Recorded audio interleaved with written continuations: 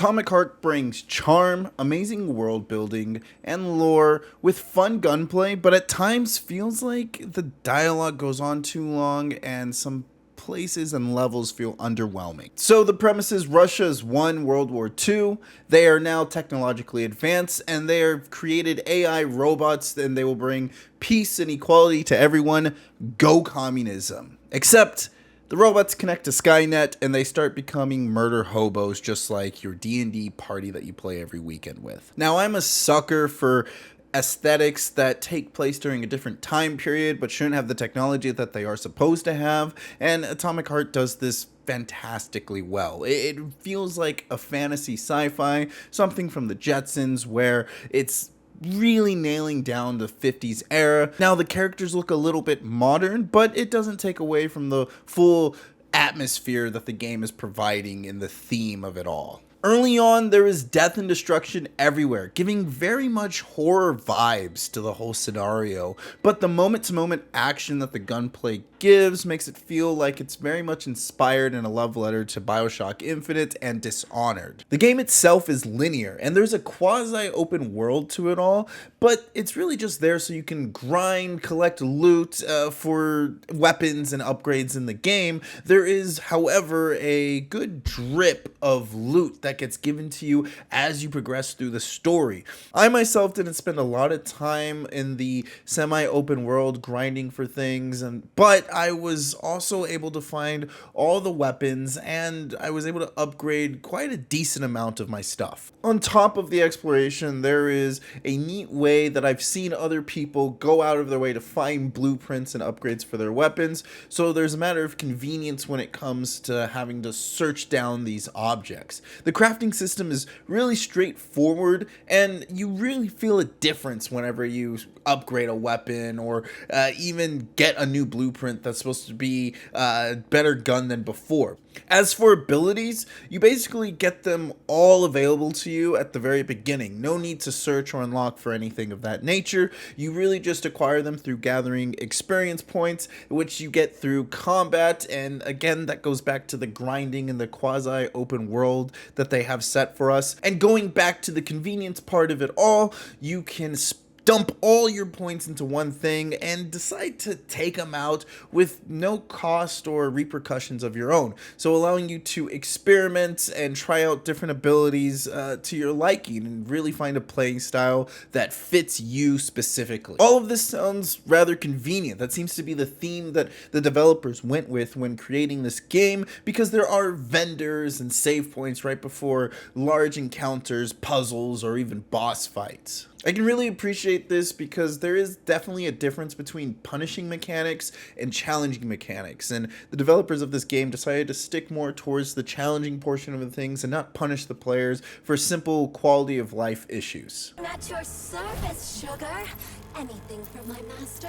What can I do for you? Even though this is a linear game, there are very moments in the world where it splits off into different paths. Now, the map and level design is built for your convenience. There's nothing crazy that sticks out like a sore thumb like yellows, and the layout interface is very simplistically designed, so it's easy to follow along what's going on without having you just stare at a mini-map the whole time. Everything in the game is what I believe to be Russian, but that never causes any issues because of the level design being so quality of life. There is very much well-designed pictures and displays set up for you, so you never really feel like you're lost or you get turned around. There, in my handful of the 20 plus hours that I played, I think I only got confused twice, and it never lasted for long. Not to mention that there's an in-game scanner that lets you see through walls and everything behind them that includes enemies, quest objectives, and loot. I can understand how this might take away from exploration or discovery, but there's really nothing better to do other than looting and shooting in this game, and they make it fairly straightforward with that. In between looting and shooting, there are an array of puzzles throughout the game. Some of the more unique and fun ones are probably the locked doors, where you have to do some timing with some snapping, and then you have to get these colored nodes in the right spot by doing a certain sequence. It's entertaining, and sometimes, half the times really, I found myself figuring it out by accident. And it always rotates. It was by pure luck. It was by pure absolute luck. But the levels slow down and keep you intrigued by having to solve these world puzzles. There's nothing that's crazy hard like in Portal or makes you think too much. I don't think I ever stayed longer on a puzzle than maybe 10 minutes. And sometimes these things kind of melded in together and made them feel more like chores than anything else. And our main character kind of brings that up and is kind of meta about it, which doesn't help the situation. It's like they acknowledge that they're making us do chores and kind of padding the runtime of the game, but he still jokes about it, and the dialogue kind of persists either way. And I think these moments are meant so that the dialogue can just go on and tell you about the story.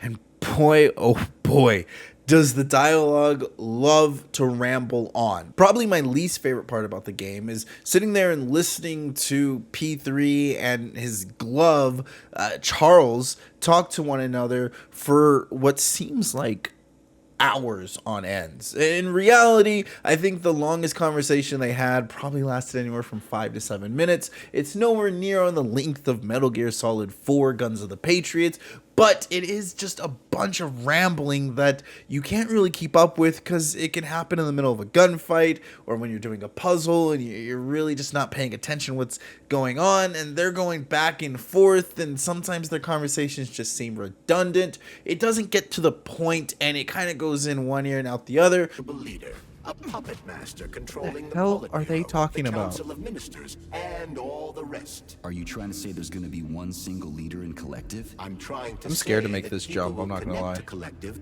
via a neuroconnector. You mean a I'm not thought scared device. anymore. Everyone knows that. The But thought fuck. device Really, what I got from the main story is that robots are bad, government's not happy that their product's not working, and the guy who invented them is trying to rule the world. I'm sure there's more nuance to that, but I wouldn't know. Now, the dialogue in between doing puzzles and blasting robots to bits aren't the only thing that tell and feed you a story. You're also given moments where there are pre-rendered cutscenes. In a day and age where those seem long and extinct, we are getting them in here. And now I'm still a fan of pre-rendered cutscenes and think that they should be put into every video game again, but Atomic Heart doesn't do them any justice. If anything, it makes the situations more awkward and weird. It seems like P3 can't ever get anything done, and most of the story isn't even told through these cutscenes, nor does anything cool really happen. Matter of fact, it's kind of just set up for more dialogue, which makes you kind of wonder why in the first place did we have to pre-render it. On the flip side, the action always felt good in this game. There are two main enemies you fight, robots and zombies. Yes, there are zombies in this game. Guns felt satisfying to wield. Every kill felt very fulfilling, whether I was using a melee weapon, power-ups, or even just good old headshots. Everything had weight behind it, which made every kill just feel that much more satisfying. Melee weapons had their own special attack attached to them, which made each one feel and have their own unique playstyle. All weapons had these capsules you could attach to them, which added different elemental damage to your enemies and gave them different status effects. And there was even an added layer of depth where each enemy was vulnerable to different weapon types. I'm going to be 100% transparent with you guys. I played the game on the hardest difficulty, and I never paid attention to the vulnerabilities. If I saw fleshy things, I used fire. If I saw robots, I used electricity. If I felt overwhelmed, I'd use ice. But really, it was just shoot things till they died. And I think that kind of comes up on the problem with, even though we had all these great feeling things, the way you actually played the game was really meta, and it just revolves walking backwards and killing stuff.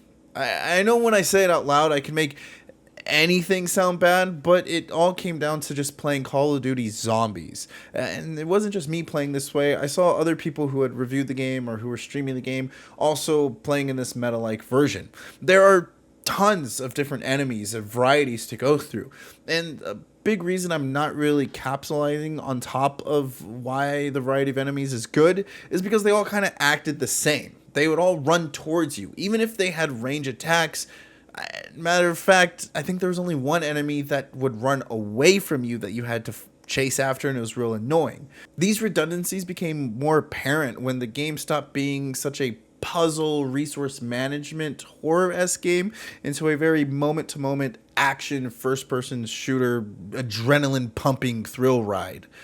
Mainly because the levels are set up for you to get from point A to point B. There's no real objectives that happen whenever you're in a fight. There's no real enemies you need to prioritize. Everyone just kind of runs at you in hordes. They don't think any smarter than we need to just attack. And it kind of loses its charm after a couple of hours of fighting waves and waves of these enemies. Now, the bosses make an exception to this, each one acting more uniquely than the other one and bringing their own boss mechanics to each fight. Matter of fact, I've never seen enemies or bosses move so fast or care so little about what the player is actually capable of.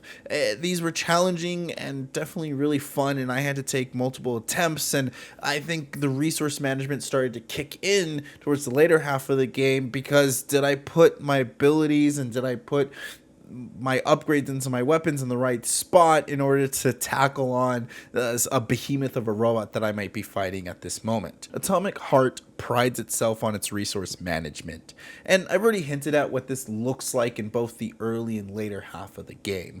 I mean, early on, you're not really given a lot of weapons or a lot of ammunition. You kind of have to choose between upgrading a weapon, using your resources for blueprints, or using those same resources to give yourself more ammunition. This gives the game a very Resident Evil feel to it, and every encounter feels very weighted and kind of scary. Now, when you get to the second half of the game, the last half of it, you have more ammo than you know what to do with. You have more health packs, more other items that honestly I didn't even use, because you really just need to pump yourself up on health packs and ammunition, and you're good to go with whatever else you need to do. Then it becomes a weird and different type of resource management. Is if you're using the right upgrades for the right situation, are you spending too much resources on ammunition, or are you using them to progressively upgrade your weapons so that they are staying on level with the amount of enemies that you're having to take on at the same time?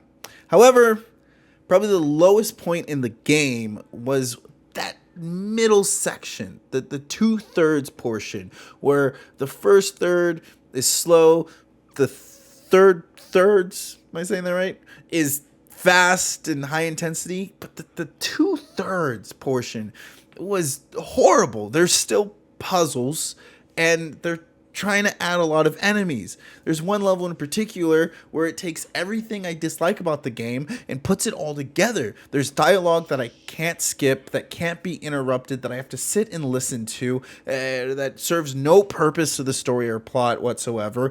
And then there's an objective where you have to go gather these different robot parts and throughout the different parts of this building, and if you get one robot part, you're not allowed to get the other robot parts, so you have to go grab the part, bring it down, equip it to the robot, then go up, grab another part, and mind you, every time you go to grab a robot piece, there's a mini gladiator fight that goes on. So every time you are grabbing a piece, you're stuck having to fight hordes of enemies until you can get to the next piece, and it just felt like they were wasting my time. They felt like they were just pushing my buttons. They were just really trying to push my buttons during that level. It's not that it was hard. It was time consuming, and it felt so much like they were padding the runtime. Other than that, the game never did anything like that. It's just that middle portion. Atomic Heart is a mostly linear action-adventure RPG game that has beautiful lore and world building with really fun gunplay and a quality of life that stands above a ton of other games, but is riddled with poor story delivery and meta mechanics to playing the game that make it feel all too redundant. I'm gonna have to give Atomic Heart 7 out of 10 crispy critters. Until next time, play nice.